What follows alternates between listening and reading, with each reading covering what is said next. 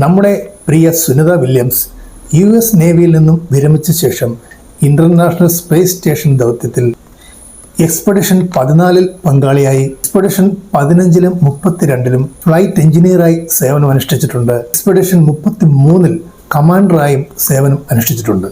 2024-ലെ Boeing crew flight ടെസ്റ്റിൽ ബഹിരാകാശ പേടകത്തിൻ്റെ flight ടെസ്റ്റിൽ പറന്ന ലോകത്തെ ആദ്യ വനിത എന്ന പേര് സുനിത വില്യംസ് സ്വന്തമാക്കി.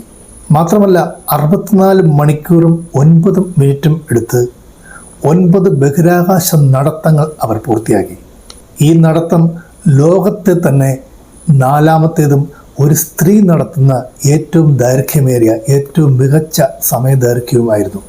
ബുച്ച് വിൽമോറും സുനിത വില്യംസും തങ്ങളുടെ സ്പേസിലെ ദൗത്യം വിജയകരമായി പൂർത്തിയാക്കി ശാസ്ത്രത്തിൻ്റെ ഏറ്റവും മികച്ച ദൗത്യം എന്നറിയപ്പെടുന്ന ഇന്ന് അവകാശപ്പെടാവുന്ന സുരക്ഷിതമായ ഭൂമിയിലേക്കുള്ള തിരികെ ഇറക്കൽ എന്ന ദൗത്യം വളരെ വിജയകരമായി പൂർത്തീകരിച്ചത് നാം എല്ലാം കണ്ടാണ്. ഈ ബഹിരാകാശ ദൗത്യത്തിൻ്റെ ലക്ഷ്യം ISSലേക്ക് ക്രൂ ദൗത്യങ്ങൾ കൊണ്ടുചെന്ന് എത്തിക്കുന്നതിൽ ബോയിങ് സ്റ്റാർ ലൈനറിൻ്റെ കഴിവ് എത്രത്തോളമുണ്ട് എന്ന് പരീക്ഷിച്ച് ഉറപ്പിക്കുന്നതിന് വേണ്ടിയിട്ടായിരുന്നു. അല്ലാതെ സുനിത വില്യംസും വിൽമോറും ചേർന്ന് ബഹിരാകാശത്ത് പോയി കർത്താവിൻ്റെയും അള്ളാവിൻ്റെയും ഗണപതിയുടെയും മറ്റും വക്താക്കളാണ് തങ്ങൾ എന്ന് തെളിയിക്കുവാനല്ല അവർ പോയത്.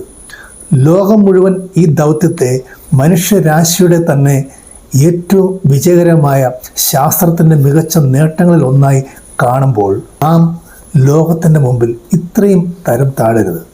അവനവൻ്റെ വിശ്വാസങ്ങൾ സംരക്ഷിക്കാനും കൊണ്ടു നടക്കുവാനും എല്ലാവർക്കും അവകാശമുണ്ട്.